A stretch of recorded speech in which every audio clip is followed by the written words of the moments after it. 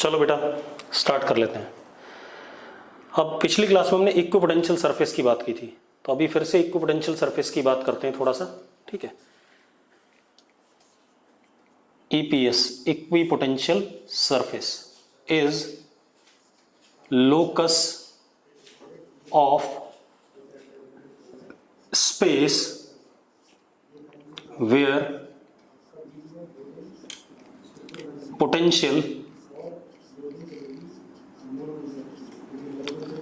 is fixed or constant,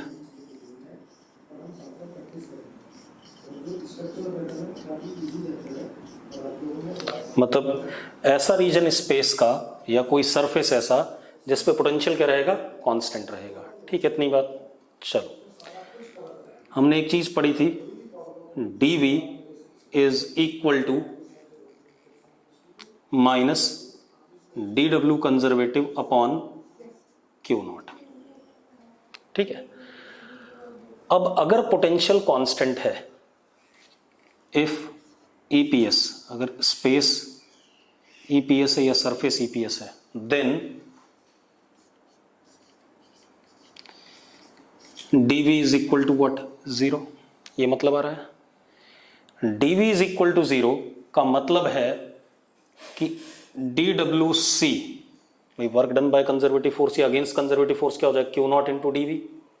dwc is also equal to zero. मतलब हम कह सकते हैं work done in moving test charge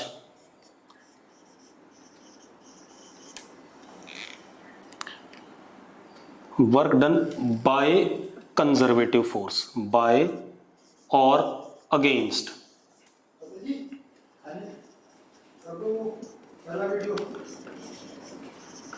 conservative force. Conservative यहां पर कैसा है, कूलम्स है। वर्क डन बाय और against Coulomb's force in moving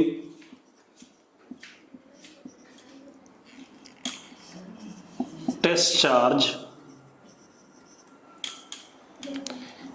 is always zero in space or surface which is equipotential।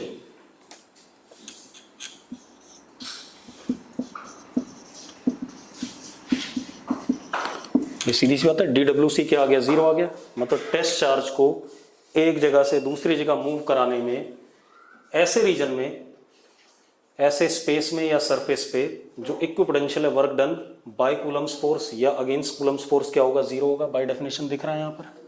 ठीक है, दूसरा एक और चीज, dv is also written as minus E dot d r. ये भी था, ये रिलेशन भी था। हम ये कह सकते हैं space where E vector space या surface where E vector is normal or perpendicular to surface, then surface is equipotential. ये बातें थी, यही कल बोल रहा था मैं। ठीक है, अब मैंने आपको पॉइंट चार्ज की वजह से इक्विपोटेंशियल सरफेस बताया था। क्या था वो, कंसेंट्रिक स्फेयर्स थे। क्योंकि जरा देखो, एक पॉइंट चार्ज की वजह से आर दूरी पर, आर रेडियस का कोई स्फेयर बनाएंगे तो उस स्फेयर के ऊपर हर जगह पोटेंशियल क्या होगा, के क्यू अपॉन आर होगा।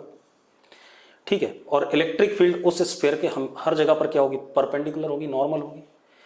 लीनियर इनफाइनाइट वायर की वजह से जब मैंने बताया था, तो लीनियर इनफाइनाइट वायर की वजह से जब मैंने बताया था, तो मैंने कहा था उसकी वजह से जो इक्विपोटेंशियल सरफेस होगा क्या होगा, कंसेंट्रिक स्फीयर्स होंगे, सॉरी कंसेंट्रिक सिलेंडर्स होंगे, नॉट स्फीयर्स, कंसेंट्रिक सिलेंडर्स। क्यों? क्योंकि इलेक्ट्रिक फील्ड सिलेंड्रिकली रेडियल होती है इनफाइनाइट वायर की वजह से, ऐसे। तो कंसेंट्रिक जो सिलेंडर्स बनेंगे वो क्या हो जाएंगे, इक्विपोटेंशियल सरफेस, ठीक है। क्यों? क्योंकि आर दूरी पे पोटेंशियल हर जगह क्या होगा, फिक्स होगा, और इलेक्ट्रिक फील्ड उस सिलेंडर के क्या आएगा, हर जगह परपेंडिकुलर आएगा।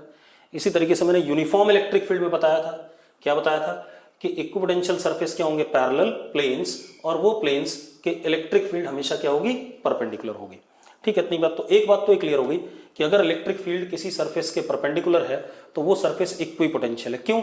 आप देखो, अगर ये हमारा ईपीएस है, सपोज ये कोई प्लेन है, ये ईपीएस है, इक्विपोटेंशियल सरफेस है। अब आप ध्यान से देखो, अगर ये ईपीएस है, यहां पे हमने एक test charge plus q naught रखा, तो इलेक्ट्रिक फील्ड तो ऐसे इसके परपेंडिकुलर है। ये डी आर वेक्टर अगर मैं इधर की तरफ मूव करा रहा हूं इस टेस्ट चार्ज को, तो जो फोर्स इस पे लगेगा क्यू नॉट इंटू ई लगेगा ऐसे, तो ये परपेंडिकुलर आएगा हमेशा। तो डी डब्ल्यू c work done, conservative force का क्या आ जाएगा, जीरो आ जाएगा। तो ये अपने आप क्या हो गया, इक्वी पोटेंशियल हो गया। तो बहुत ही सिंपल सी कहानी है कि इक्वी पोटेंशियल सरफेस के हमेशा इलेक्ट्रिक फील्ड क्या होती है, परपेंडिकुलर होती है, ठीक है। उसके लिए हमने पॉइंट चार्ज के लिए concentric spheres, linear infinite uniformly charged wire के लिए concentric cylinders, uniform electric field के लिए पैरेलल प्लेन्स। हाँ, मैंने एक बात और बताई थी कि इलेक्ट्रिक फील्ड की डायरेक्शन में पोटेंशियल घटता है। अगर आप पॉजिटिव पॉइंट चार्ज ले लो तो जैसे जैसे आर बढ़ेगा वैसे वैसे पोटेंशियल घटेगा। तो जब छोटा आर रेडियस का स्फीयर होगा तो उसका पोटेंशियल ज्यादा, बड़े आर रेडियस का स्फीयर होगा तो उसका पोटेंशियल कम, क्योंकि हम इलेक्ट्रिक फील्ड की डायरेक्शन में जा रहे हैं। चलो अब एक और चीज बेटा देखते हैं, dv is equal to E dot d r, ये भी था कि नहीं था, minus E dot d r. अब जो हमारा dv है, dv can be zero if e vector is zero. अभी तक तो मैं क्या कह रहा था, e वेक्टर जब dr के क्या होगा, परपेंडिकुलर होगा। मैं ये भी तो कह सकता हूं कि जब हमारे पास e जीरो हो जाए, जरा देखो dv क्या होगा, dv is minus E D R cos theta. भाई अगर e जीरो हो जाए तो dv क्या आ जाएगा, जीरो आ जाएगा कि नहीं आ जाएगा, मतलब v क्या हो गया, कांस्टेंट हो गया। तो हम एक चीज और कह सकते हैं, region of space where electric field vector is zero, that, भाई देखो खुद, अगर E जीरो हो जाए तो dV क्या हो जाएगा, जीरो। dV जीरो मतलब final voltage, final potential is equal to initial potential, तो पोटेंशियल क्या हो गया, कांस्टेंट हो गया। तो region of space where E vector is zero, that region is equipotential space और रीजन, इक्वी पोटेंशियल स्पेस और रीजन। तो ऐसा स्पेस जहां पर इलेक्ट्रिक फील्ड जीरो होती है वो भी क्या होता है, इक्विपोटेंशियल रीजन होता है। तो दो चीजें हो गई, एक तो सरफेस जिसके इलेक्ट्रिक फील्ड परपेंडिकुलर होगा वो सरफेस इक्विपोटेंशियल होगा, दूसरा जहां पर ई वेक्टर जीरो होगा वहां पर पोटेंशियल क्या होगा, कांस्टेंट होगा। क्लियर है इतनी बात? चलो अब इसके लिए देखते हैं। अब देखो, अगर हम कंडक्टर की बात करें, कोई कंडक्टर है चार्ज्ड, तो हमने थोड़ी बहुत बातें पढ़ी। अगर ये कोई कंडक्टर है, इसको चार्ज दिया हमने, तो सारा चार्ज कहां आएगा, सरफेस पे। एक्सेस चार्ज कहां आएगा, सरफेस पे। ये बात हमें पता है, हाँ या ना। Whole charge appears on, whole excess charge, कौन सा फालतू charge, excess charge appears on surface of conductor with surface charge density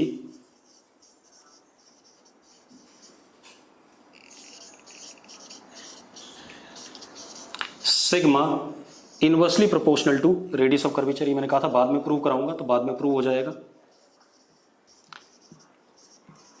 तो जो मैंने डायग्राम बनाया इसमें रेडियस ऑफ कर्वेचर अलग अलग जगह अलग अलग है, तो सिग्मा अलग अलग जगह क्या होगा, अलग अलग होगा। जहां रेडियस छोटा वहां सिग्मा ज्यादा, जहां रेडियस बड़ा वहां सिग्मा कम।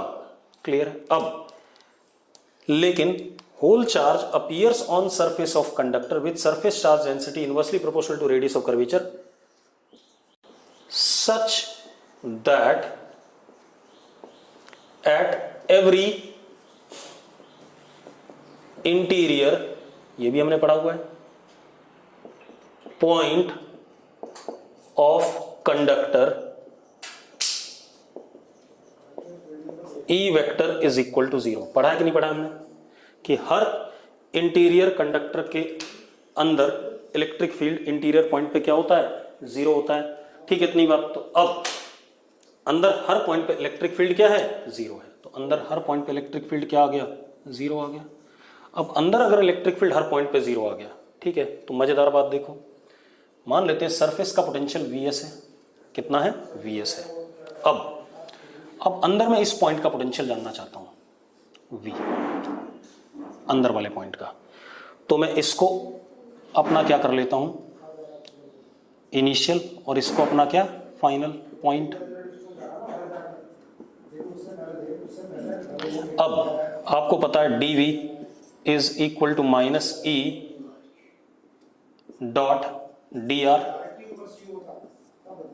सरफेस से इंटीरियर किसी पॉइंट पे इंटीग्रेट कर देते हैं, और ये कैसा Vs और ये कैसा V इंटीरियर। अब आप एक बात तो, E कितना है, सरफेस से जब हम अंदर आएंगे तो E हर पॉइंट पे क्या है, 0 है। तो this is what, this is null vector. तो क्या आ गया, dV इंटीग्रेशन Vs और V interior is equal to what, 0 आ गया। तो हम क्या कह सकते हैं, V interior is equal to V on surface. मतलब conductor as a whole is equipotential body. अंदर हर पॉइंट का पोटेंशियल और सरफेस का पोटेंशियल क्या रहेगा, बराबर रहेगा। मैं बाहर की बात नहीं कर रहा हूं, क्योंकि बाहर तो इलेक्ट्रिक फील्ड 0 नहीं है, तो वहां तो पोटेंशियल क्या करेगा, चेंज करेगा। लेकिन अंदर देखो इलेक्ट्रिक फील्ड हर जगह 0 था, तो जो सरफेस में पोटेंशियल था वही कहां था, अंदर था, अकॉर्डिंग टू दिस। तो क्या कहानी आ गई, for conductor potential is constant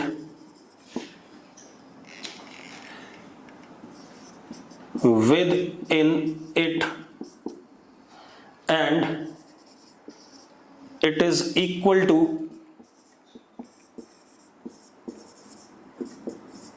potential on surface of conductor। मतलब किसके बराबर है पोटेंशियल, कंडक्टर के अंदर का पोटेंशियल हर जगह क्या रहेगा, कांस्टेंट रहेगा, और वही पोटेंशियल किसका होगा, सरफेस का होगा। आपको मैंने कराया हुआ भी है, जब मैंने एक स्फीयर लिया था, कंडक्टिंग स्फीयर चार्ज्ड, याद है, तो उस स्फीयर के सरफेस पे सारा चार्ज आ गया था यूनिफॉर्मली। अंदर पोटेंशियल जो सरफेस पे था के क्यू अपॉन कैपिटल आर, वही हर पॉइंट पे था कि नहीं था। तो वही बात यहां भी अपने आप प्रूव हो रही है कि क्योंकि E 0 है तो right hand side will be 0, तो V interior will be equal to what, Vs। तो कंडक्टर के अंदर हर पॉइंट का पोटेंशियल किसके बराबर होता है, जो कंडक्टर के सरफेस पे होता है। ठीक है, इतनी बात। तो this is all about what, equipotential surface. तो equipotential surface, conductor conducting body अपने आप ही क्या है, इक्विपोटेंशियल बॉडी है, उसके अंदर जो पोटेंशियल होगा वही सरफेस पे होगा। मैं बाहर की बात नहीं कर रहा हूं, क्योंकि बाहर इलेक्ट्रिक फील्ड 0 नहीं भी हो सकता है। जैसे इस केस में बाहर इलेक्ट्रिक फील्ड 0 नहीं है, यहां पर इलेक्ट्रिक फील्ड कुछ ना कुछ होगा। तो यहां से और यहां तक में इलेक्ट्रिक फील्ड कुछ होगा, तो पोटेंशियल भी क्या करेगा, चेंज करेगा। क्यों, क्योंकि electric field is non zero है बाहर के लिए। तो पोटेंशियल क्या करेगा, चेंज करेगा। ठीक है, इतनी बात। तो अंदर कंडक्टर के हर पॉइंट पे पोटेंशियल क्या होता है, सेम होता है, और उतना ही होता है जितना कंडक्टर के सरफेस पे होता है। तो एक तो ये हो गया कि कहीं पर अगर इलेक्ट्रिक फील्ड जीरो है, ज्यादातर वो किस केस में है, कंडक्टर के अंदर इलेक्ट्रिक फील्ड क्या होती है, जीरो होती है, तो conductor as a whole will be what, equipotential body. दूसरी चीज, conductor as a whole is equipotential body. दूसरा क्या है बेटा, दूसरा हमने क्या पढ़ा, इक्विपोटेंशियल सरफेस, ऐसा सरफेस जिसपे ई वेक्टर परपेंडिकुलर होगा, उस सरफेस को भी हम क्या कहेंगे, इक्विपोटेंशियल सरफेस कहेंगे। चलो अब थोड़ा सा एक दो क्वेश्चन करके देखते हैं इस पर। मान लो ये हमारे पास एक्स एक्सिस है और ये हमारे पास क्या है, वाई एक्सिस है।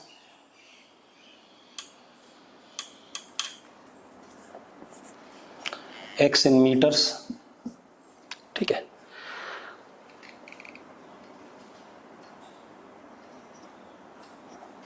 One metre.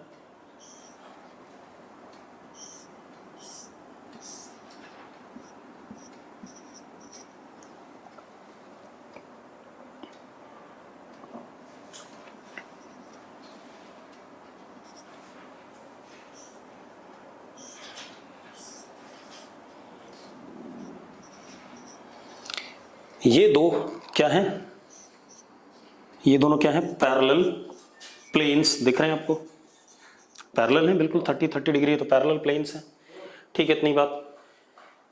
इसका पोटेंशियल, इस प्लेन का, पूरे प्लेन का पोटेंशियल, ये जो प्लेन है इसका पोटेंशियल सपोज 40 वोल्ट्स। ठीक है, इतनी बात। इसका पोटेंशियल सपोज 20 वोल्ट, इस वाले का, मतलब ये दोनों पैरेलल प्लेन क्या है, इक्विपोटेंशियल सरफेसेस हैं। इस पूरे प्लेन का पोटेंशियल हर जगह 40 है, इसका भी क्या है, 20 है। ठीक है, इतनी बात। तो पैरेलल प्लेन्स, ठीक है, this plane is equipotential surface with 40 volt, this plane is also equipotential surface with 20 volt। अब मुझे क्या बताना है, E वेक्टर इलेक्ट्रिक फील्ड कितना है स्पेस में। ठीक है, इतनी बात। या E वेक्टर का x कंपोनेंट भी बताना है, E वेक्टर का y कंपोनेंट भी बताना है। ठीक है, सब कुछ बताना, मैग्नीट्यूड बताना, डायरेक्शन बताना, सारी बातें करनी है। अब एक बात बताओ, हमने पढ़ा था कि इफ EPS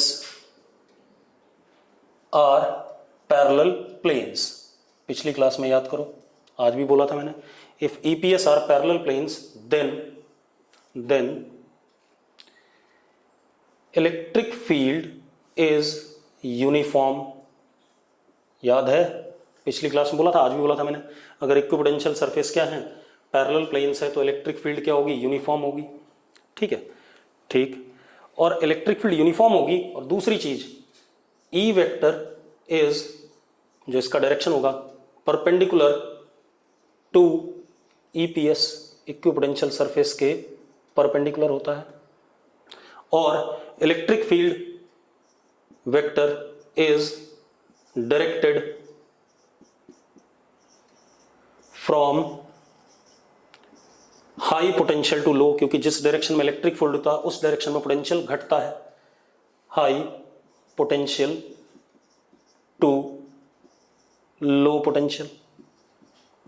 तो जो मैंने ये लिखा, इससे क्या कंक्लूड हो रहा है, अब जरा देखो, ये तो बात सही है, अगर इक्विपोटेंशियल सरफेसेस पैरेलल प्लेन्स हैं तो इलेक्ट्रिक फील्ड यूनिफॉर्म होती है। मैंने बताया था पिछली क्लास में कि अगर यूनिफॉर्म इलेक्ट्रिक फील्ड है तो इक्विपोटेंशियल सरफेसेस क्या होंगे, पैरेलल प्लेन्स, और इलेक्ट्रिक फील्ड उसके क्या होगी, परपेंडिकुलर होगी, और इलेक्ट्रिक फील्ड की डायरेक्शन में पोटेंशियल घटता है। ठीक है, तो जरा देखो घट कैसे रहा है, इधर की तरफ। अब जरा देखना एक मिनट, हाँ, तो हम ये कह सकते हैं कि इलेक्ट्रिक फील्ड वेक्टर इन दोनों प्लेन्स के क्या होगा, परपेंडिकुलर होगा, यानी कि ये एंगल कितना, 60 डिग्री परपेंडिकुलर होना चाहिए, हाँ या ना, वहां पर लिखा हुआ है। तो electric field vector makes an angle 60 degree with x axis in clockwise sense. हम ये कह सकते हैं, तो हमें डायरेक्शन मिल गया, तो हम कह सकते हैं E vector makes angle 60 degree with x axis, positive direction of x axis,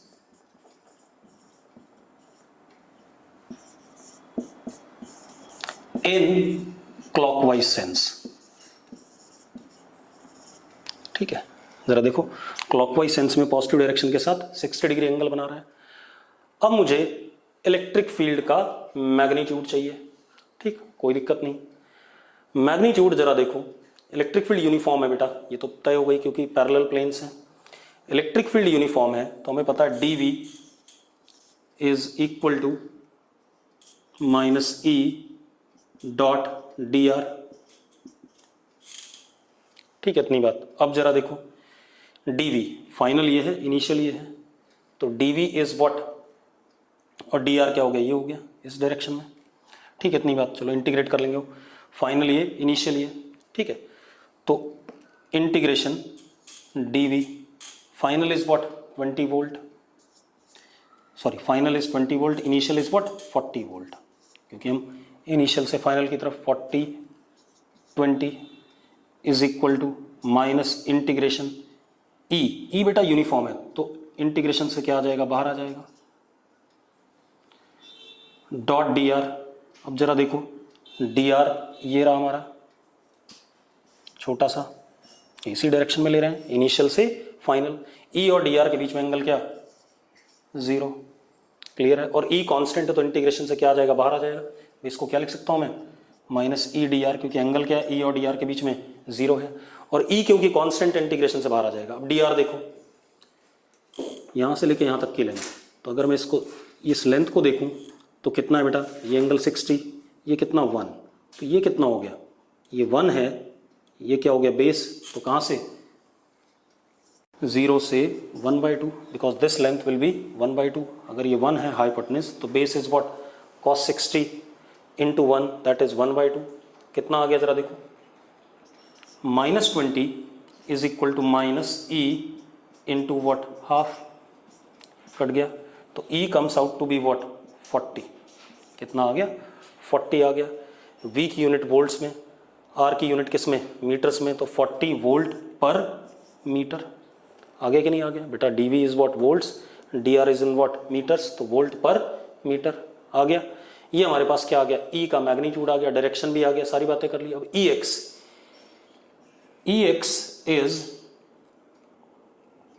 what 40 का कॉस कंपोनेंट, तो 40 कॉस 60 यानी कितना 20 i cap. E Y is what 40 sine 60 यानी कि 20√3 और माइनस जे कैप। ये हमारा ई एक्स और ई वाई आ गया, सारी बातें आ गई। कोई दिक्कत है इसमें, कोई इशू नहीं है। ठीक है, एक और क्वेश्चन देखते हैं बेटा।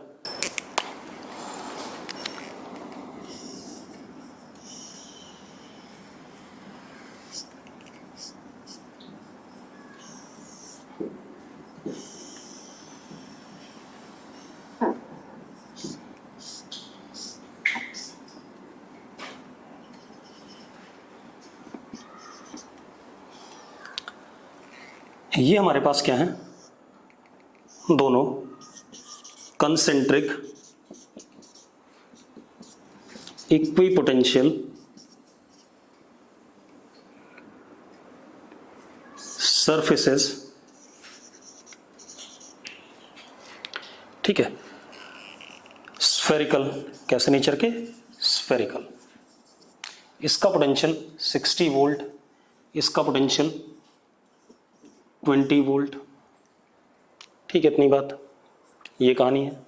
ठीक है, या इसका पोटेंशियल 80 वोल्ट, इसका पोटेंशियल 20 वोल्ट। ठीक है, ये डिस्टेंस आपको 10 सेंटीमीटर गिवन है सपोज, तो what is this distance and what is this charge Q. अब एक चीज बताओ, अगर ये कंसेंट्रिक स्फेयर्स इक्विपोटेंशियल सरफेसेस हैं, मतलब ये इसका पूरे का पोटेंशियल 80 वोल्ट है, इसका 20 है, तो ऑब्वियस सी बात है ये बनेंगे किससे, पॉइंट चार्ज से। इक्विपोटेंशियल सरफेसेस कंसेंट्रिक स्फेयर्स तब बनते हैं जब क्या होता है, पॉइंट चार्ज होता है। ठीक है, ठीक, कोई दिक्कत नहीं। तो अब जरा देखो, क्योंकि इलेक्ट्रिक फील्ड इन स्फेयर्स के क्या होगी, परपेंडिकुलर होगी, तो ये इक्विपोटेंशियल सरफेसेस है, कोई दिक्कत नहीं है। अब हमें पता है k q upon r is what V, formula यही है potential due to point charge का। तो जरा देखो इसका 80 वोल्ट दे रखा है, तो k q upon 10 centimetre 0.1 is equal to what 80। तो के क्यू की वैल्यू क्या हो गई हमारी, कितनी हो गई के क्यू वैल्यू 8 हो गई, कोई दिक्कत है इसमें। चलो अब इसका पोटेंशियल में 20 दे रखा है, तो 20 is equal to k q upon are, यहां से क्यू आ जाएगा के की वैल्यू डाल करके, you will get what Q, आ जाएगा कि नहीं आ जाएगा। चलो आर निकालने के लिए हमें क्यू निकालने की जरूरत नहीं, के क्यू की वैल्यू एग्जैक्टली पता है मुझे 8, तो r is equal to what 8 upon 20, आगे कि नहीं आ गया, 8 अपॉन 20 मतलब 4 अपॉन 10, 4 अपॉन 10 मतलब r is equal to what 40 centimetre, simple. ठीक है इतनी बात। तो आपको कई बार इक्विपोटेंशियल सरफेस का शेप देख के पता चलेगा कि किसकी वजह से वो बना हुआ है। जैसे कंसेंट्रिक स्फीयर्स पॉइंट चार्ज की वजह से बनेगा, जैसे पिछला था क्या था हमारे पास, पैरेलल प्लेन्स थे तो वो यूनिफॉर्म इलेक्ट्रिक फील्ड था। ठीक है, एक और क्वेश्चन देखते हैं बेटा। हमारे पास कहीं पर स्पेस में पोटेंशियल दे दिया गया x y plus y z plus z x, space में कहीं पोटेंशियल दे दिया गया जो एक्स कोऑर्डिनेट वाई कोऑर्डिनेट और जेड कोऑर्डिनेट पे डिपेंड कर रहा है। ठीक है, एक्स वाई जेड की वैल्यू डालेंगे तो मुझे किसी सिस्टम ऑफ चार्ज की वजह से उस पॉइंट पर क्या मिल जाएगा, पोटेंशियल मिल जाएगा। ठीक है इतनी बात। अब find E vector x component y component z component, सारी चीजें निकालनी है एट पॉइंट 1,1,1, इस पॉइंट पर निकालना है, कोई दिक्कत नहीं। अब मैंने आपको बताया था अगर आपको सिर्फ एक्स कंपोनेंट चाहिए इलेक्ट्रिक फील्ड का तो आप क्या करोगे, minus D V by d x करोगे, याद है यही कहा था मैंने। क्योंकि अगर आप पोटेंशियल को एक्स के रिस्पेक्ट में डिफरेंशिएट करोगे, ग्रेडियंट एक्स के रिस्पेक्ट में लोगे पोटेंशियल का, तो you will gate electric field in the direction of what x. तो सिर्फ एक्स के रिस्पेक्ट में डिफरेंशिएट करेंगे। तो अगर मैं सिर्फ एक्स के रिस्पेक्ट में डिफरेंशिएट करता हूं तो देखो जरा क्या है बेटा, माइनस वाई कॉन्स्टेंट है, एक्स को डिफरेंशिएट करा तो 1 आएगा, तो कितना आ गया वाई आ गया। ये दोनों ही कांस्टेंट हैं तो इसका डेरिवेटिव क्या आएगा 0 विद रिस्पेक्ट टू एक्स। इसमें z कांस्टेंट है बाहर आ गया, x का डेरिवेटिव क्या आ गया 1 आ गया, तो कितना आ गया y plus z, this is what ex। इसी तरीके से ey is what minus dv upon dy। तो जरा देखो ey इज व्हाट माइनस, अब y के रिस्पेक्ट में क्या आएगा x और यहां पर क्या आएगा z आएगा। इसी तरीके से E Z it is minus D we upon D Z, तो E Z comes out to be, Z के रिस्पेक्ट में डेरिवेटिव लोगे तो जेड का 1 वाई आएगा प्लस क्या आएगा एक्स आएगा। अब अगर मुझे ई एक्स चाहिए तो ई एक्स इज वाई और जेड की वैल्यू डाल दूं, कितना आ गया minus 2, Ey is what minus 2, Ez is also what minus 2. तो E vector can be written as minus 2 I cap minus 2 J cap minus 2 K cap। सारी बातें आ गई कि नहीं आ गई। अब आपको मैग्नीट्यूड पता है, डायरेक्शन पता है, सारी चीज़ें पता है। अब इसके बाद ये तो हो गया हमारा क्या, इक्विपोटेंशियल सरफेसेस पे। ठीक है, एक क्वेश्चन और करो आप लोग, जरा देखो। अब ये क्वेश्चन आप लोग ट्राई करोगे, चैट बॉक्स में डालोगे। ठीक है, in space E vector is uniform, electric field uniform है, स्पेस में ई वेक्टर यूनिफॉर्म है। ठीक है इतनी बात। अब पोटेंशियल at point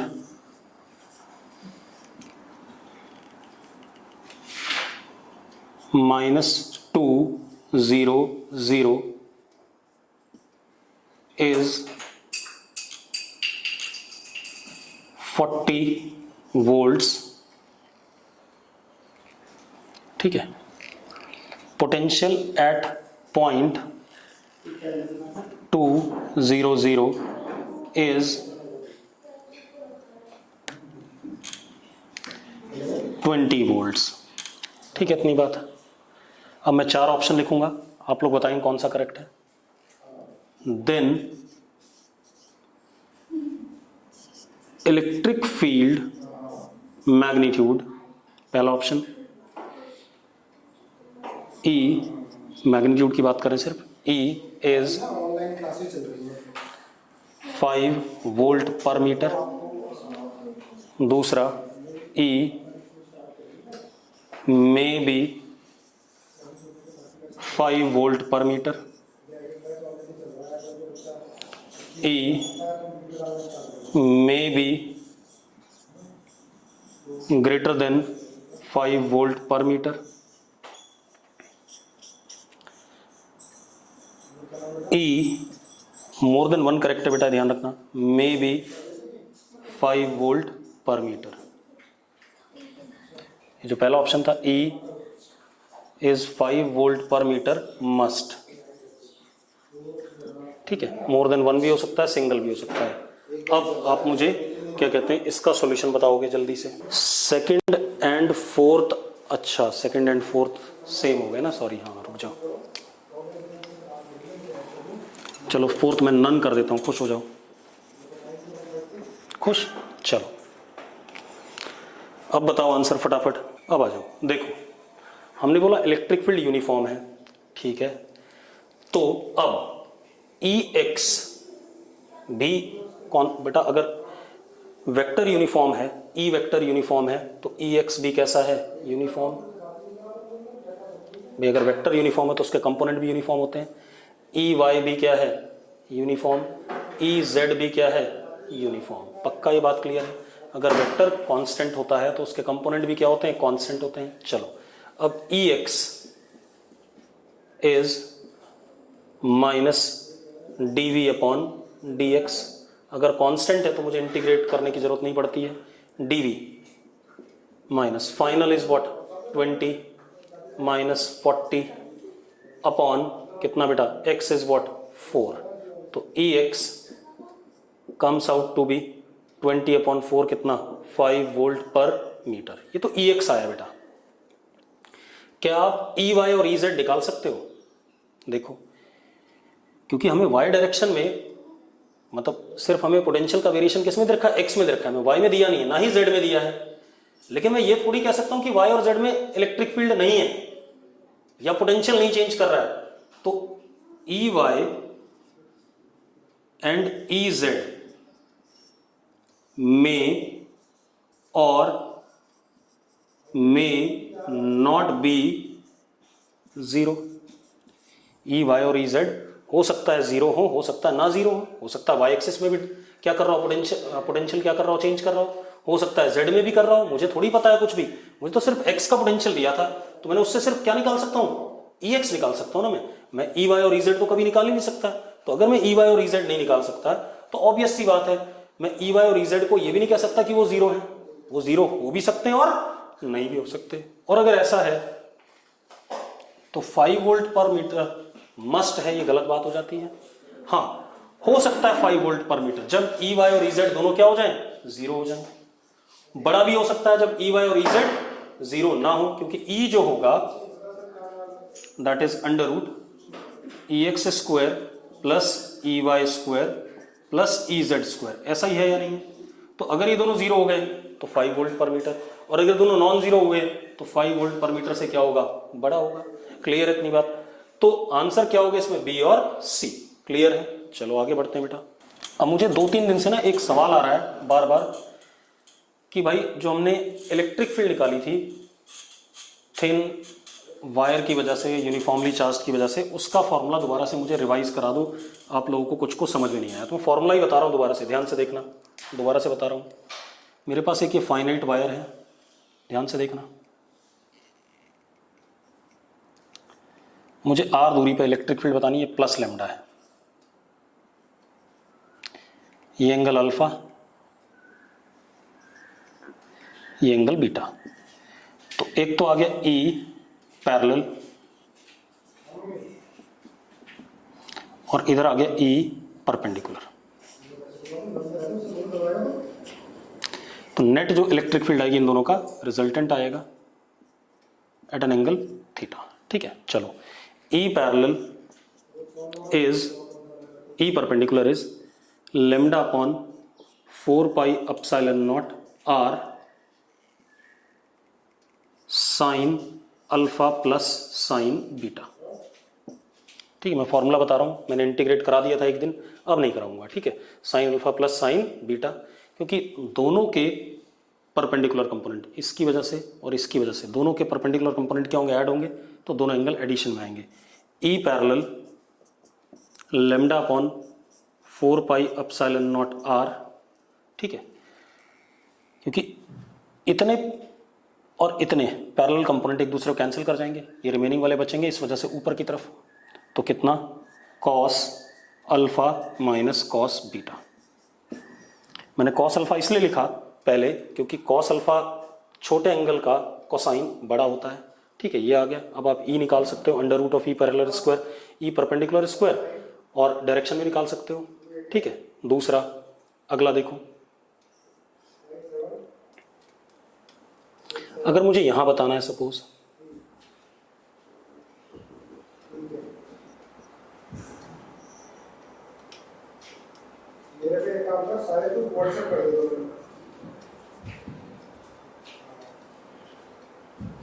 सपोज ये आर दूरी है,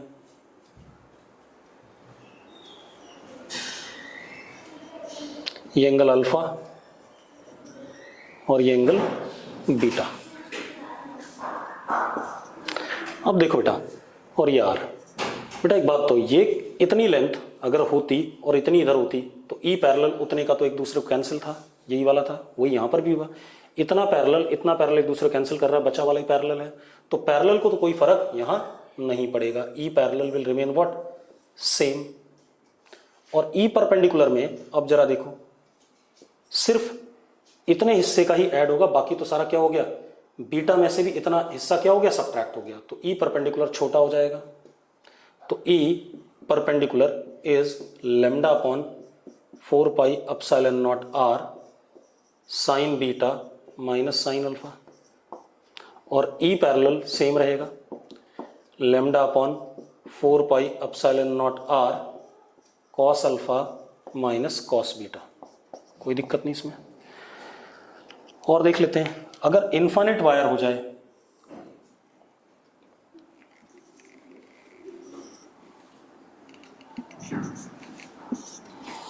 तो ये अल्फा एंगल भी क्या हो जाएगा और ये बीटा एंगल भी क्या हो जाएगा, दोनों 90 हो जाएंगे।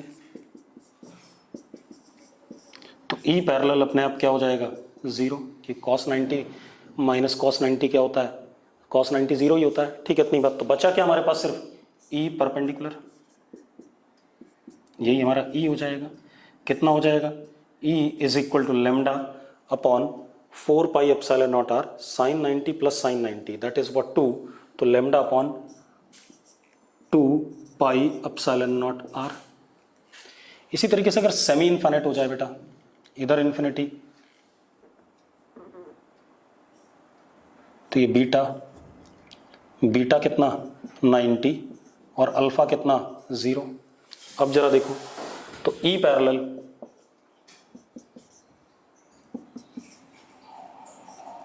ये ऐसे आ जाएगा, ई पैरेलल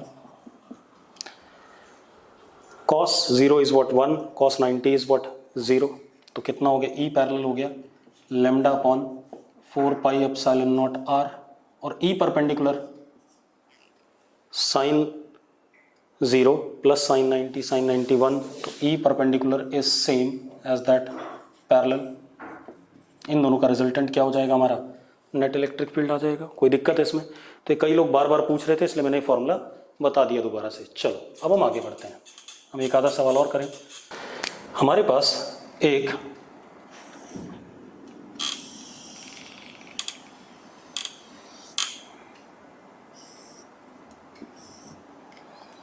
हेमिस्फीयर है, hemispherical shell,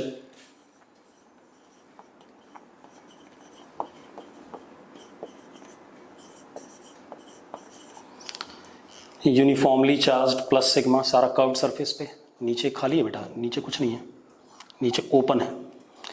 hemispherical shell uniformly charged plus sigma, radius r है इसका।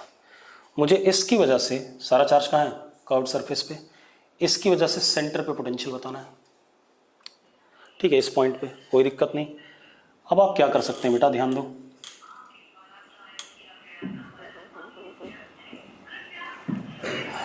अब आप क्या कर सकते हैं, थीटा एंगल पे ये डी थीटा लेकर के आप यहां पर एक रिंग मान लें। क्या मान लें, रिंग। ये रिंग बन गई एक, इस रिंग का ये क्या हो गया, एक्सिस हो गया। तो रिंग के एक्सिस पे पोटेंशियल का फॉर्मूला आपको पता है। ठीक है, कितना है, V is equal to k q upon under root x square plus r square, where r is radius of ring, x is what distance on the axis, q is charge of ring. तो अब यहाँ देखो, यहाँ पर are किसके बराबर हो गया हमारा, ये अगर आर था तो ये कितना हो गया, आर साइन थीटा। तो हमारे लिए रेडियस कितना है यहाँ पर, radius is r sine theta, this is what radius of ring. X, x कितना हमारे पास, ये लेंथ कितनी, आर कॉस थीटा। ठीक है, अब आ जाए हम किस पे, डी क्यू पे। डी क्यू इसका चार्ज, इस पूरी रिंग का कितना, sigma into area of ring. तो मैंने कैंची से काटा इसे, ये कितना था, आर साइन थीटा, और ये कितना था, आर डी थीटा। तो सिग्मा इंटू एरिया, तो एरिया कितना, 2 पाई आर साइन थीटा, ये लेंथ हो गई, कैंची से काट के सीधा करूंगा, लेंथ हो गई, into width, width is what, r d theta. तो हमारे पास डी क्यू किसके बराबर हो गया, sigma 2 pi r square sine theta d theta, ये आ गया हमारे पास। अब निकालते हैं, तो डी वी, इस रिंग की वजह से जो पोटेंशियल होगा, d v it is k d q upon under root x square plus r square, k sigma 2 pi r square sine theta d theta upon this square plus this square. तो बेटा जब ये दोनों करोगे तो क्या आएगा, आर स्क्वायर बचेगा अंडर रूट के अंदर, तो क्या आ जाएगा, आर आ जाएगा। तो आर से आपका आर कट जाता है, कट जाता है कि नहीं कट जाता है। तो अब जरा देखो, d V is equal to 1/4 pi epsilon naught, तो क्या आ जाएगा, sigma upon 2 epsilon naught r sine theta d theta का इंटीग्रेशन मुझे टोटल पोटेंशियल दे देगा। और लिमिट कहाँ से कहाँ तक, 0 से लेकर के π/2। ठीक है, क्योंकि 0 से लेकर के π/2। तो साइन थीटा का इंटीग्रेशन क्या आएगा, माइनस कॉस थीटा, लिमिट डालेंगे 1 आ जाएगा। तो this comes out to be v is equal to sigma r upon 2 epsilon naught. ये हमारा पोटेंशियल आ गया एट द सेंटर। क्लियर इतनी बात। ऐसी बहुत सारे सवाल बनेंगे जिसमें आपको पोटेंशियल निकालना होगा। पोटेंशियल निकालना रादर बहुत आसान है in comparison to electric field. क्यों, क्योंकि इलेक्ट्रिक फील्ड में हमें वेक्टर सम करना होता है, पोटेंशियल में हमें क्या करना होता है, स्केलर सम करना होता है। ये तो हो गया हमारा potential due to hemispherical shell uniformly charged at the centre of shell. ठीक है, इतनी बात। अब आते हैं हम थोड़ा सा और बात करते हैं। अब आगे बात करते हैं बेटा, अगला क्वेश्चन। सपोज हमारे पास एक ये पॉइंट चार्ज है प्लस क्यू,